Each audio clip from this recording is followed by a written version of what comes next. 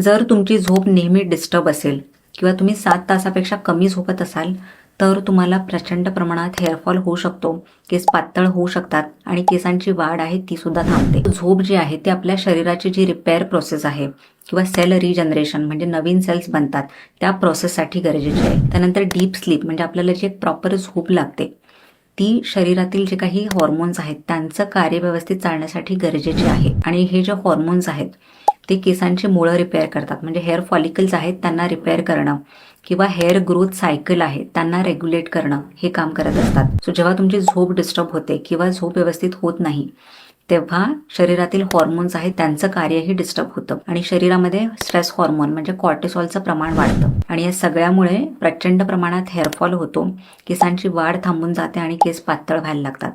म्हणूनच जर तुम्हाला केसांची हेल्थ व्यवस्थित हवी असेल किंवा केसांची वाढ व्यवस्थित हवी असेल तर व्यवस्थित झोप घेणं खूप गरजेचं आहे.